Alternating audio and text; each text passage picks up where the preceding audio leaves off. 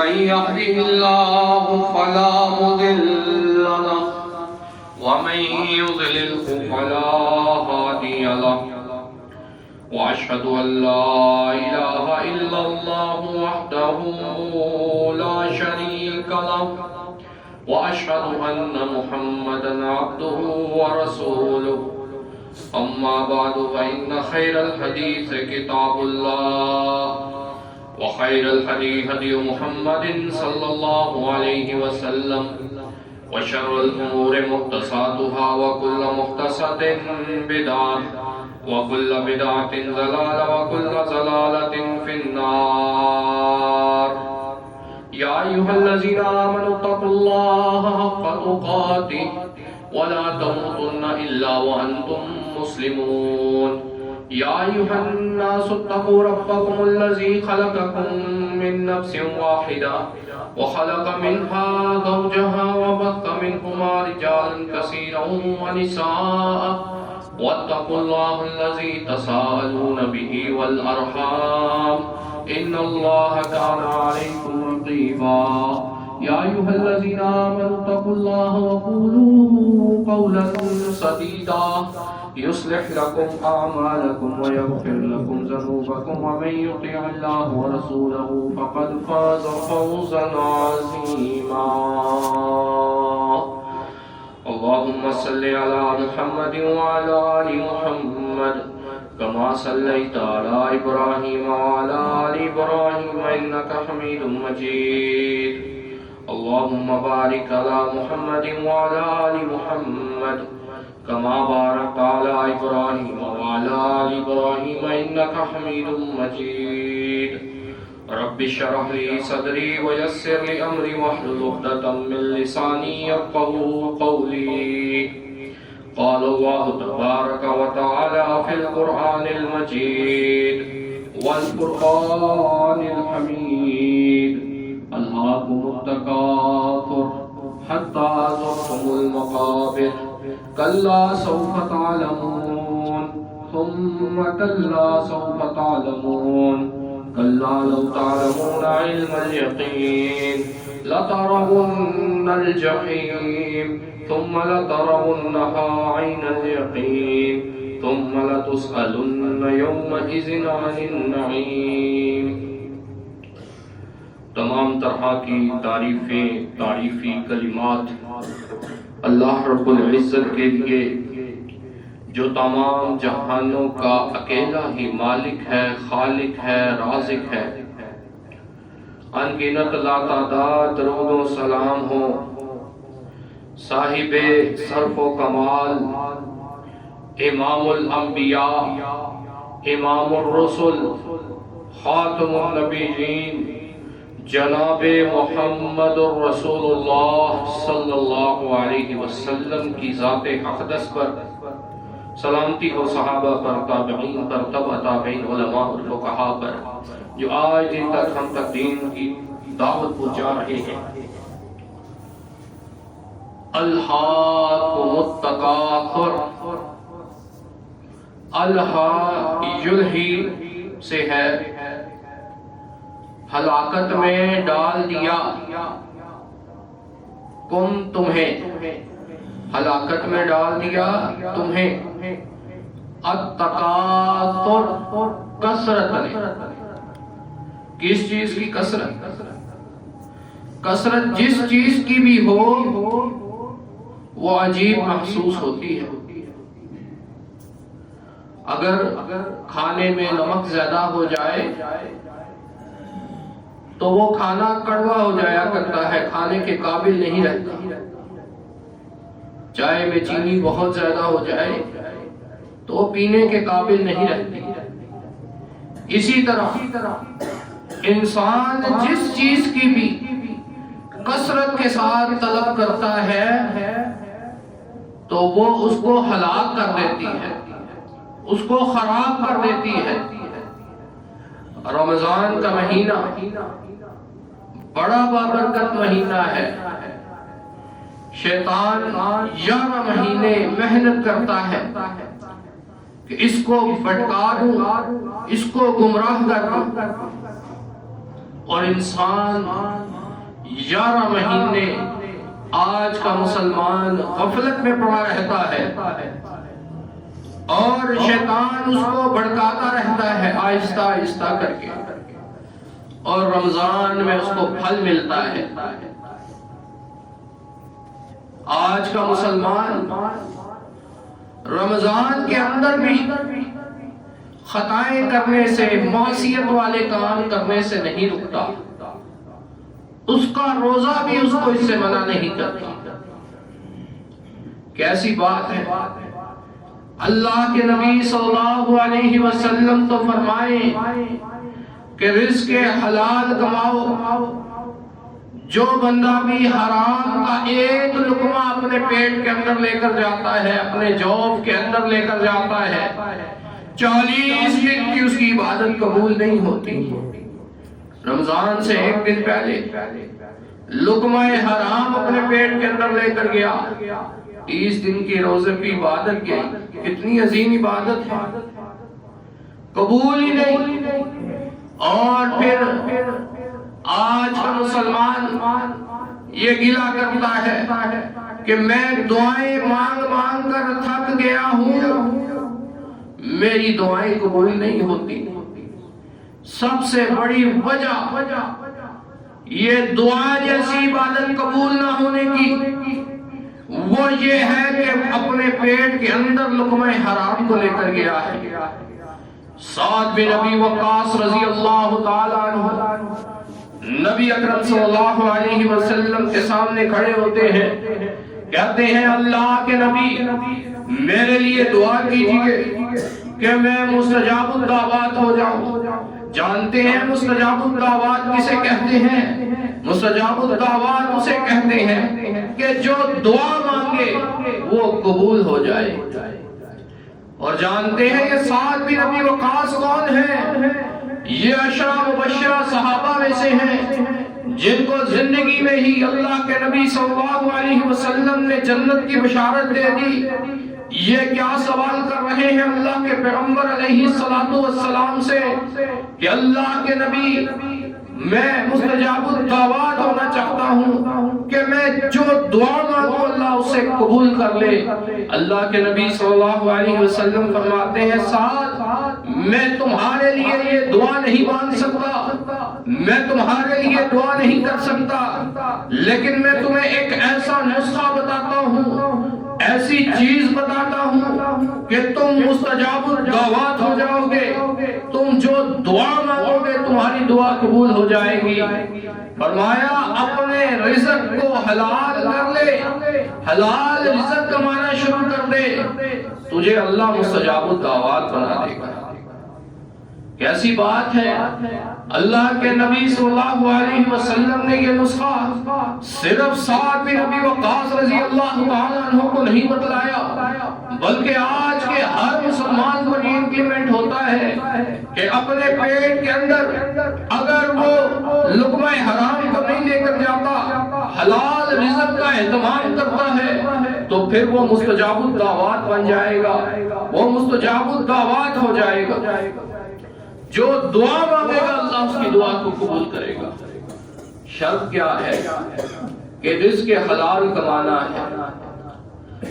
دولت کی کثرت، مال کی کثرت نے انسان کو غفلت میں ڈال دیا ہے، ہلاکت میں ڈال دیا ہے۔ یہ مال کی کثرت لوگوں یہ اچھی چیز نہیں ہے۔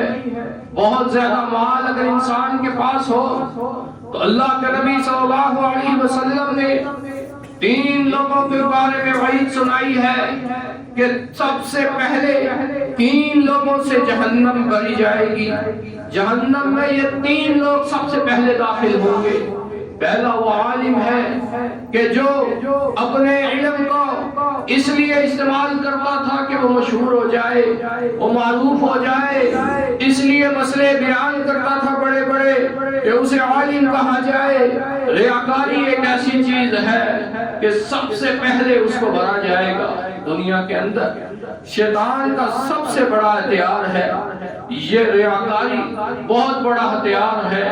ایک عالم کو بھرا جائے گا، ایک عالم کو لایا جائے گا، کہا لوگوں نے تجھے عالم کہہ دیا، اب تیرا مقصد پورا ہو گیا ہے، تیرے دل کے اندر للہیت نہیں تھی، تیرے دل کے اندر تقوی نہیں تھا، تو تقوی سے تیرا دل خالی تھا۔ یہ تقوی ایک ایسی چیز ہے کہ للہیت دلوں کے اندر نہ ہو، تقوی دلوں کے اندر نہ ہو تو پھر کوئی چیز بھی اثر نہیں کرتی۔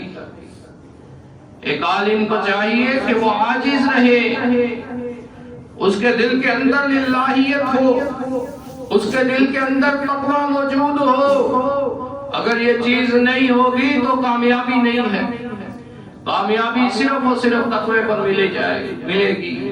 دوسرا آدمی وہ لایا جائے گا جس کو اللہ نے مال دیا ہے اور وہ مال میں بھی دکھلاوا کرتا ہے کہ لوگ اسے غنی کہیں، لوگ اسے کہیں کہ یہ بڑا غنی ہے، اس کا دل بہت بڑا ہے، یہ اللہ کی راہ میں بہت مال دیتا ہے، اس کو بھی جہنم میں داخل کیا جائے گا۔ کیوں؟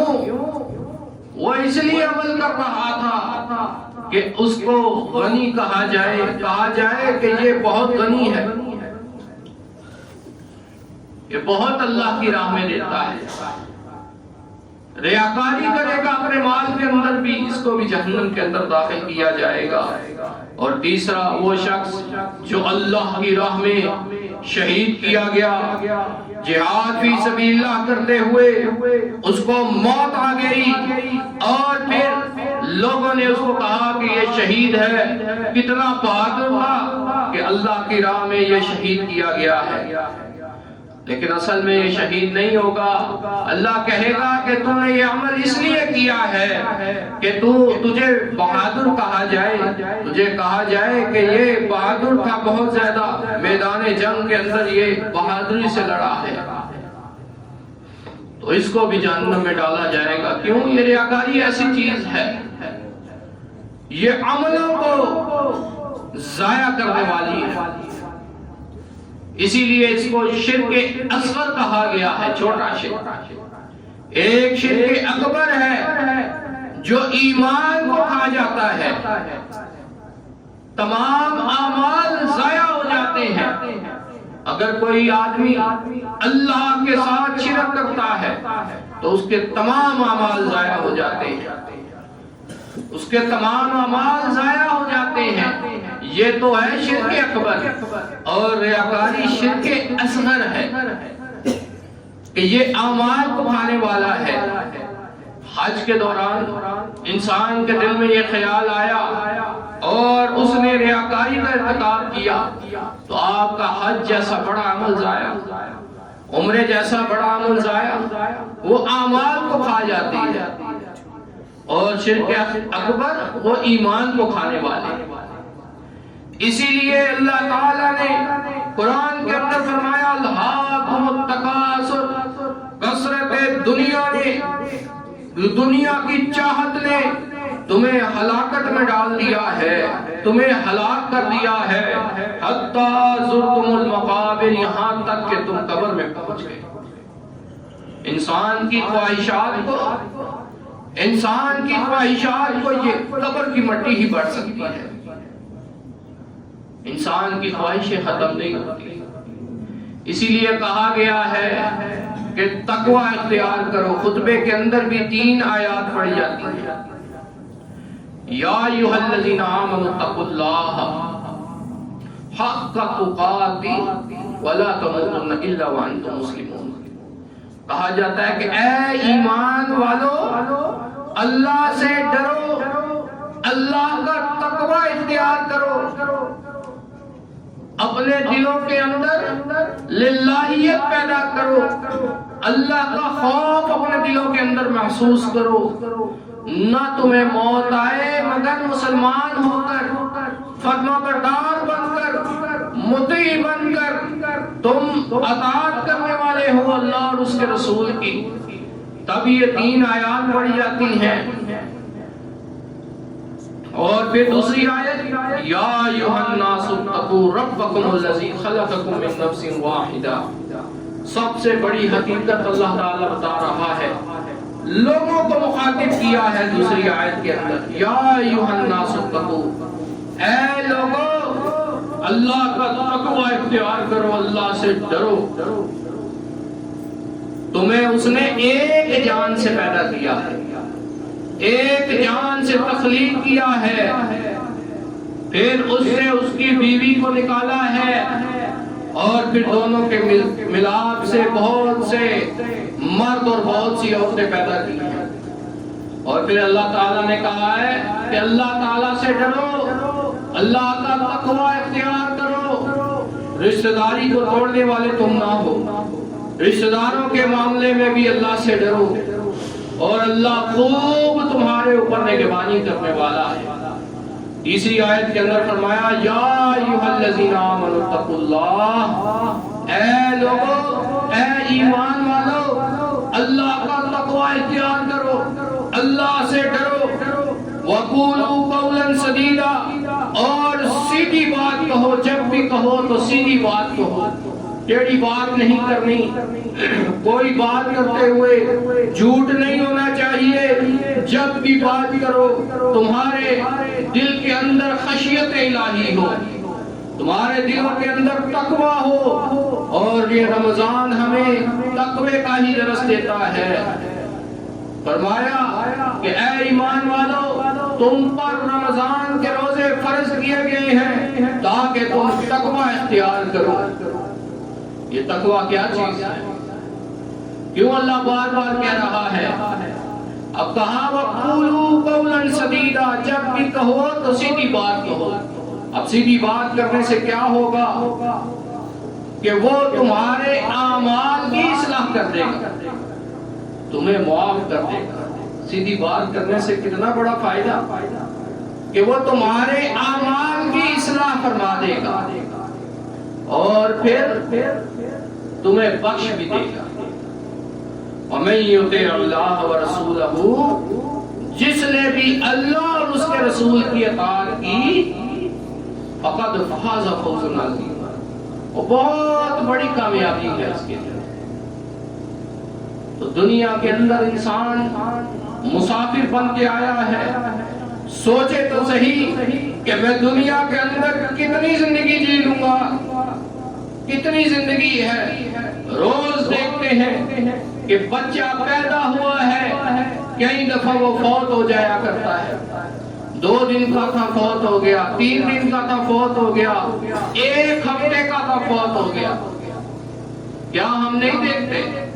جائیے ہسپتالوں کے اندر جا کر دیکھیے کتنے نوجوان پڑے ہیں، کتنے بوڑھے پڑے ہیں، کتنے بچے پڑے ہیں، اور روزانہ کے اندر ہم دیکھتے ہیں کوئی نوجوان فوت ہو گیا ہے، کوئی بوڑھا فوت ہو گیا ہے۔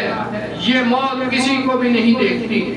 اسی لیے اللہ تعالیٰ کے نبی صلی اللہ علیہ وسلم فرماتے ہیں کہ زندگی کو موت سے پہلے غنیمت جانو، زندگی کو موت سے پہلے غنیمت جانو۔ یہ تمہیں آج زندگی ملی ہے، یہ تمہیں آج وقت ملا ہے، کل یہ نہ ہو کہ تم کہو یا لیتنی قدمت لحیاتی، اے اللہ مجھے دنیا کے اندر واپس لوٹا دے، میں اچھے اعمال کر لوں۔ یہ نہ ہو کہ اس وقت تمہارے پاس مہلت نہ ہو، آج اچھے اعمال کرنے کا تمہارے پاس موقع بھی ہے۔ دنیا کے اندر تم تقوی اختیار کرو اللہ کا، دنیا کے اندر تمہیں اللہ تعالیٰ نے بھیجا ہے کہ تم اس کی پہچان کرو، اللہ کی عبادت کرو۔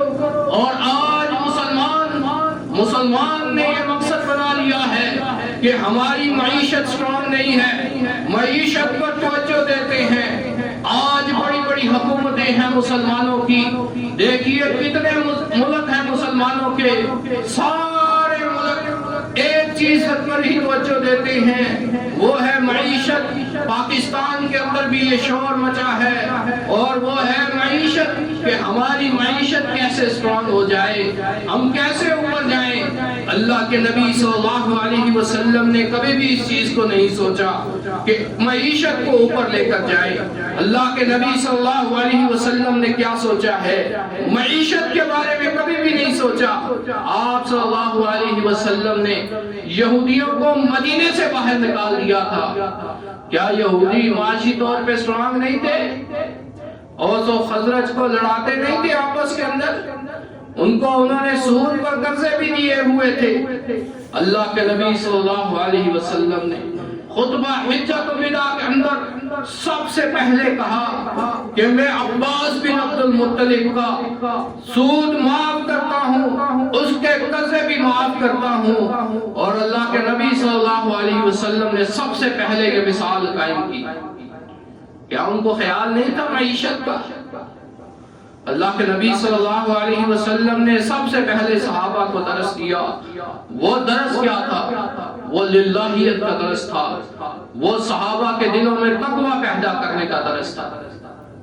کبھی بھی معیشت تبھی اسٹرانگ ہوتی ہے جب آپ کے دلوں کے اندر ایمان ہوتا ہے۔ یہ ایمان چیز ہی ایسی ہے۔ دیکھیے غریب صحابہ اللہ کے نبی صلی اللہ علیہ وسلم کے ساتھ جب جڑے تھے، بدر کا مقام ہے، اللہ کے نبی صلی اللہ علیہ وسلم اللہ تعالیٰ سے کیا دعا کر رہے ہیں؟ اللہ یہ کل مسلمان ہیں، آج یہ سارے مسلمان میں میدان کے اندر لے آیا ہوں، آج اگر فتح نہ ملی تو اسلام کا کوئی نام لینے والا نہیں ہوگا۔ کیا دعا مانگ رہے کہ اسلام کا کوئی نام لینے والا نہیں ہوگا؟ کسی کے پاس تلوار ہے، کسی کے پاس سواری ہے، کسی کے پاس نہیں ہے۔ کوئی ہاتھوں میں تلوار لے کر گیا تو کوئی یہ لکڑی کا ٹکڑا ہی لے کر چلا گیا میدان جنگ کے اندر۔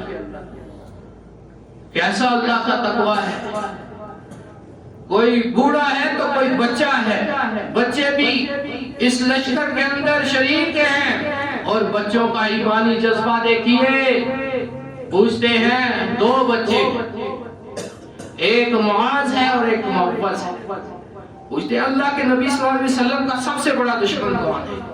کہا ابو جہل، یہ سب سے بڑا دشمن ہے۔ انہوں نے کہا کہ ہم نے اس کو واصل جہنم کرنا ہے سب سے پہلے۔ کیا پوچھا میدان جنگ کے اندر کہ سب سے بڑا دشمن کون ہے؟ تو پھر کل لے کر آگے اللہ کے نبی صلی اللہ علیہ وسلم کس کی بنیاد پر؟ للہیت کی بنیاد پر۔ ان کو پتا تھا کہ اللہ کی طاقت سب سے بڑی طاقت، اس سے بڑی طاقت ہی کوئی نہیں۔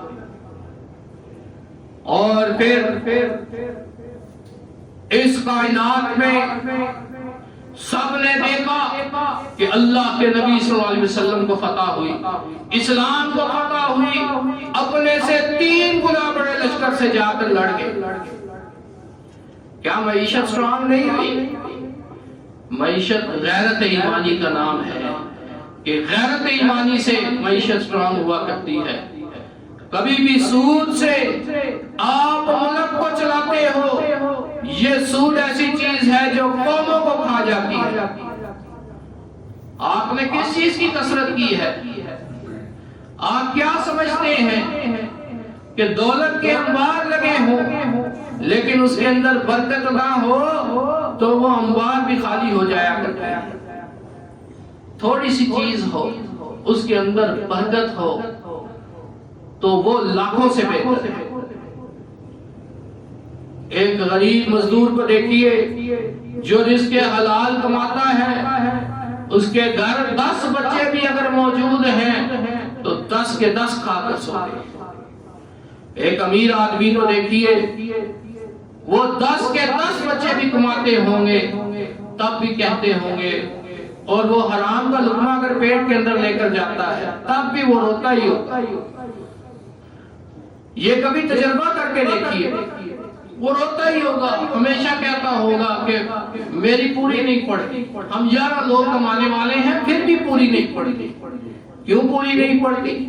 یہ تو دیکھو کہ کیا وجہ ہے۔ تم نے دولت کی کثرت کی ہے، اور ایک آدمی تھوڑا سا کماتا ہے، اس کے دل کے اندر للہیت ہے، اللہ کا تقوی ہے، تو آپ دیکھیں گے کہ وہ اچھا گزارا کرتا ہے۔ یہ تقوی چیز ہی ایسی ہے، یہ تقوی چیز ہی ایسی ہے کہ قوموں کو بلندی عطا کرتی ہے۔ صحابہ کے دلوں کے اندر ایک تقوی تھا، اور اس تقوی کی بنیاد پر یہ مدینے کی ریاست کھڑی تھی۔ آج تو عمران خان بھی کہتا ہے یہ قبر پرست، نہ اپنے اوپر شریعت کو نافذ کرنے والا، میں نہیں کہتا کہ دوسروں نے بھی کی ہے، لیکن اس نے مدینے کی ریاست کا نام لیا ہے۔ سب سے پہلے اللہ کے نبی صلی اللہ علیہ وسلم نے بھائی چارے کو قائم کیا تھا، اور آج یہ طوفان بدتمیزی قائم کیا جاتا ہے۔ ایک مسلمان دوسرے مسلمان کی غیبتیں کر رہا ہے، ایک مسلمان دوسرے مسلمان کے عیوب کو بیان کر رہا ہے۔ یہ مدینے کی ریاست نہیں ہے، یہ مدینے کی ریاست نہیں ہے، یہ شیطان کی ریاست تو ہو سکتی ہے، لیکن مدینے کی ریاست کبھی نہیں ہو سکتی۔ مدینے کی ریاست للہیت پر قائم تھی، تقوی پر قائم تھی۔ اللہ کے نبی صلی اللہ علیہ وسلم نے سب سے پہلے اوس اور خزرج کے درمیان اور انصار اور مہاجرین کے درمیان ایک معاہدہ قائم کیا، اور وہ بھائی چارے کا معاہدہ تھا کہ تم دونوں ہی مسلمان ہو اور تم دونوں ہی ایک جان ہو۔ اگر ایک جان نہیں ہو سکتے تو پھر ریاست قائم نہیں ہو سکتی۔ ایسا طوفان بدتمیزی کہ ایک دوسرے کے خلاف بول رہے ہیں، ایک دوسرے کے عیوب کو ظاہر کر رہے ہیں۔ کیسے مسلمان ہیں؟ ایک مسلمان دوسرے مسلمان کی ڈھال ہوا کرتا ہے، ایک مسلمان دوسرے مسلمان کا پردہ رکھنے والا ہوتا ہے، اس کے عیبوں کو چھپانے والا ہوتا ہے۔ اگر آج اپنے مسلمان بھائی کے عیبوں پر پردہ ڈالے، آج اپنے مسلمان بھائی کے عیوب کو بیان کرنا چھوڑ دے، تو پھر اللہ بھی ان کے عیوب کو ظاہر نہیں کرے گا۔ کیسی بات ہے کہ مدینے کی ریاست تو للہیت پر قائم تھی۔ اللہ کے نبی سب سے پہلے اس سود کو کاٹنے والے تھے، مدینے کے اندر آئے، اوس و خزرج کے اندر بھائی چارے کو قائم کیا، اور یہ یہودی جو سود پر قرضے دیتے تھے، ان کے پاس ریاست بھی نہیں۔ یہ سود ایسی چیز ہے کہ ان کی ریاست بھی ختم ہو گئی، اور آج مسلمانوں کو کاٹنے والی سب سے بڑی چیز یہی ہے۔ مدینے کی ریاست بنانے کے لیے مدینے والے جیسا ہونا ضروری ہے، اس کی اطاعت اور فرما برداری کرنا ضروری ہے، ان جیسی لیڈرشپ کوالٹیز بھی ہونا ضروری ہے۔ عمر بن خطاب رضی اللہ تعالیٰ عنہ جب بھی حدیث رسول کا نام آ جاتا اپنے مسئلے کو چھوڑ دیتے، کہتے اللہ کے نبی صلی اللہ علیہ وسلم کی اطاعت کرو، اس کی فرما برداری کرو۔ یہاں تک کہ میں ایک کتاب کے اندر پڑھ رہا تھا، کہا کہ اگر میں اللہ کے نبی صلی اللہ علیہ وسلم کی حدیث کے خلاف ہوں تو میرے بھائیوں میری اصلاح کر دینا، میں فوراً رجوع کرنے والا ہوں گا۔ آج کیا تقوی اسی چیز کا نام ہے؟ آج ہم کہتے ہیں لوگوں اللہ کے نبی صلی اللہ علیہ وسلم کی اطاعت کرو، اللہ کے نبی صلی اللہ علیہ وسلم کی فرما برداری کرو، اور اگر وہ خلاف عمل کر رہا ہو ہم حدیث سنا دیں تو وہ کہتا ہے میں نے حدیث سن لی، بس ٹھیک ہے آپ جائیں یہاں سے، مجھے اپنا کام کرنے، مجھے اپنا کام کرنے دیں۔ تو پھر مسلمان کس چیز کے؟ یہ تم نعرے لگاتے ہو حرمت رسول پر جان بھی قربان ہے، غلام ہے رسول کے غلام ہے، غلامی رسول پہ موت بھی قبول ہے، جو نہ ہو محبت مصطفیٰ زندگی فضول ہے۔ یہ پھر نعرہ ویسا ہی ہو گیا۔ ایک شعر یاد آ گیا، وہ شعر اس طرح ہے، ملبوس خوشنما ہے جسم کھوکھلے، ملبوس خوشنما ہے جسم کھوکھلے چھلکے سجے ہو جیسے پھلوں کی دکان پر. کسی کے تقوی کو اگر چیک کرنا ہو نا تو اس کے ساتھ کوئی معاملہ کر کے دیکھ لے، اس کو تھوڑا سا ادھار دیکھ کر دیکھ لے کہ وہ معاملات میں کیسا ہے. آج ہمیں کوئی ادھار دے دے تو ہم اس کا سامنا ہی نہیں کرتے، ہم اس گلی سے نہیں گزرتے اس کے سامنے سے. آج کوئی الہیت کا مظاہرہ کرے اور کسی مسلمان کی مجبوری کو سمجھتے ہوئے اس کے ساتھ کوئی معاملہ کر لے کہ یہ غریب آدمی ہے، چلو اس کا ابھی ٹائم پاس ہو جائے گا، میں اس کو تھوڑا سا ادھار ہی دے دیتا ہوں. ہم وہ ادھار سمجھتے ہیں کہ ہمارا ہاتھ تھا اور وہ وقت پر واپس ہی نہیں. یہ تو ہمارے معاملات ہیں، یہ چھوٹی سی بات ہے. اپنے دلوں کے اندر للہیت کو پیدا کیجیے. یہ رمضان اسی چیز کا درس دیتا ہے، رمضان اسی چیز کے لیے ہے کہ اپنے دلوں کے اندر تقوی کو پیدا کیجیے. ہمارا گزارا تھوڑے سے بھی ہو سکتا ہے.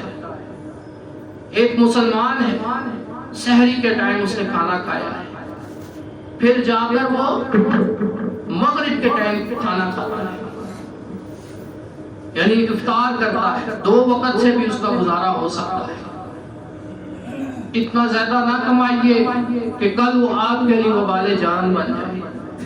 آپ کمائیں، ضرور کمائیں، اچھا گھر بھی لیں، اچھی سواری بھی لیں، سب چیزیں اچھی کریں، لیکن اپنے دلوں کے اندر تقوی کو پیدا کریں، للہیت کو پیدا کریں. اپنے گربانوں میں جھانکیں، یہ دیکھیں کہ میں کہاں پر اللہ اور اس کے رسول کی نافرمانی کر رہا ہوں. کوئی مجھے اگر آ کر اللہ اور اس کے رسول کی بات بتاتا ہے تو غنیمت جانیے اس دور کے اندر کہ کوئی تو ہے جو اللہ اور اس کے رسول کی بات کر رہا ہے. ہمارے پاس کوئی مدارس میں سے کوئی آ جائے، ہم سمجھتے ہیں یہ بیکار لوگ ہیں. یہ بیکار لوگ نہیں ہیں، یہ اللہ کے دین کو قائم کرنے والے ہیں،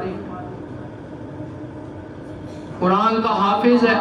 ہم سمجھتے ہیں یہ حافظ سب سے بیکار ہے. ہمارے پاس آ جائے تو ہم اس کی عزت کرنے کے بجائے اوے حافظ ادھر آ، اس طرح کر کے بلاتے ہیں. ہمارا لہجہ دیندار لوگوں کے لیے ایسا ہے. اور کچھ دیندار لوگ بھی ہمارے ایسے ہیں جو لباس اوڑے ہوئے دیندار کا. میں نے آپ کو شعر سنایا کہ ملبوس خوشنما ہے، جسم کھوکھلے، یعنی وہ تقوی سے خالی ہیں بالکل. کچھ طبقہ ہے ایسا جس کے اندر للہیت نہیں ہے، تقوی نہیں ہے، وہ نظر آ جاتے ہیں. اور جن کے دلوں کے اندر تقوی موجود ہے وہ بھی نظر آ جاتے ہیں. ان کی عزت کرنے کا دل بھی کرتا ہے، ان کی بات سننے کا بھی دل کرتا ہے. ہماری زبانوں میں تو اثر ہی کوئی کیوں؟ للہیت نہیں. سب سے پہلے اللہ تعالیٰ سے میں دعا کرتا ہوں اللہ مجھے تقوی اختیار کرنے کی توفیق عطا فرما، اور پھر آپ سب بھائیوں کو تقوی اختیار کرنے کی توفیق عطا فرما. ہمارے دلوں کو ایمان کی روشنی سے منور فرمائے، جیسے اللہ نے صحابہ کے دلوں کو منور فرمایا تھا ایمان سے. ان کے دلوں کے اندر ایمان تھا تو وہ ایک قوم بنے تھے، ایک جان بن گئے. آج اسی چیز کی ضرورت ہے کہ ایک منبر پر کھڑے ہونے والا خطیب بھی اتنا ہی مسلمان ہے کہ جتنے آپ مسلمان ہیں.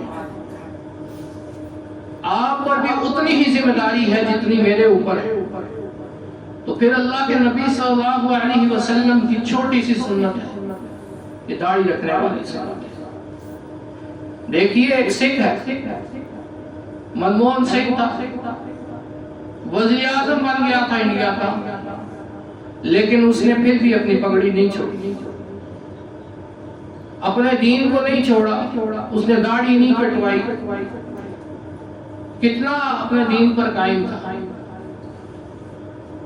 اور آج وہ کافر ہو کر اپنے دین کے اندر اتنا، اور آج ہم مسلمان ہو کر ہماری داڑھی کوئی نہیں، ہماری کوئی آئیڈینٹی کوئی نہیں.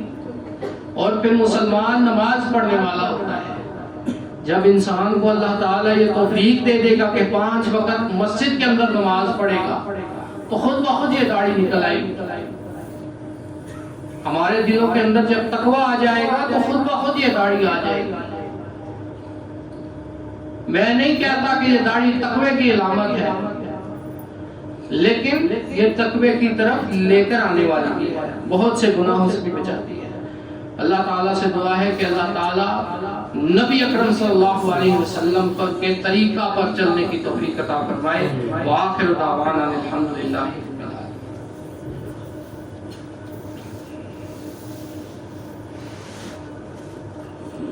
إن الحمد لله نحمده ونستعينه ونستغفره ونعوذ بالله من شرور أنفسنا ومن سيئات أعمالنا من يهده الله فلا مضل له ومن يضلل فلا هادي له وأشهد أن لا إله إلا الله وحده لا شريك له وأشهد أن محمدا عبده ورسوله.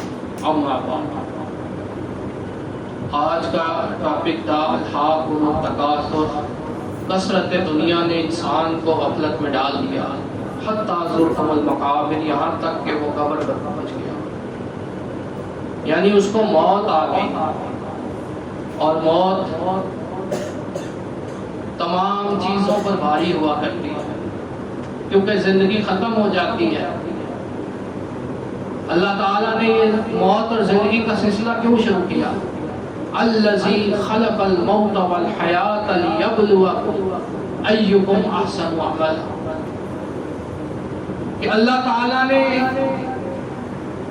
موت اور زندگی کا سلسلہ اس لیے شروع کیا لیبلوکم، تاکہ وہ تمہیں آزمائے کون اچھے اعمال کرنے والا ہے. تو یہ دنیا آزمائش کی جگہ ہے، جگہ جی لگانے کی دنیا نہیں ہے. یہ عبرت کی جا ہے، تماشا نہیں ہے. ہوئے نامور بے نشاں کیسے کیسے، زمین کھا گئی نوجوان کیسے کیسے. سوچنا چاہیے. مسجد کے پڑوسی ہیں اسد بھائی، انہوں نے قالین دیے ہیں، ان کے لیے دعا کریں کہ اللہ ان ایسے بھائیوں کو برکت عطا فرمائے.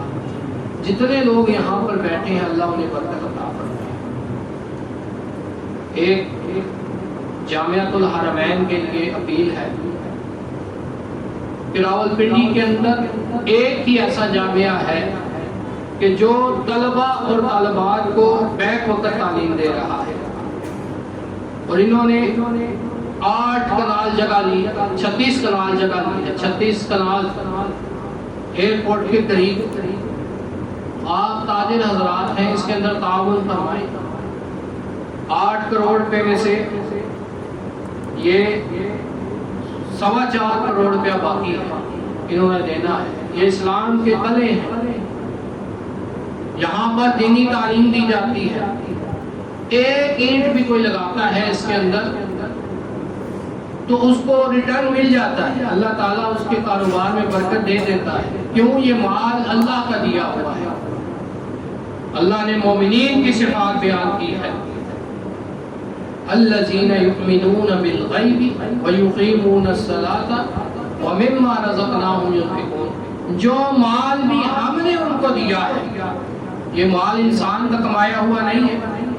یہ قارون بھی سمجھتا تھا کہ یہ میری محنت کی وجہ سے ہے، یہ میرا مال ہے، اور اس کے مال کی کنجیاں اٹھانے کے لیے ایک جماعت تھی. اللہ تعالیٰ نے اس جماعت سمیت قارون کو زمین میں دسات کیا تھا. یہ اللہ کی رحمت کی وجہ سے آپ کے پاس مال ہے. اگر اللہ کی رحمت نہ ہو تو 1 روپیہ بھی آپ کے پاس نہ ہو. یہ اللہ تعالیٰ نے آپ کو مال دیا ہے، اور اللہ کے دیے ہوئے مال میں سے ان لوگوں کے ساتھ تعاون فرمائیں. یہ الحرمین اسلامک یونیورسٹی انہوں نے بنانے کا پلان بنایا ہے. یہ بہت عظیم پروجیکٹ ہے. یہ آگے جا کر طلباء اور طالبات کو پڑھائیں گے. فری ایجوکیشن ہے یہاں پر. ایسے انسٹیٹیوٹ کو پروموٹ کرنا چاہیے. ایسے انسٹیٹیوٹ نہیں ہونے چاہیے کہ جہاں پر آپ دیکھیں کہ یہ یونیورسٹی ہے، یہاں پر ایرٹ یونیورسٹی.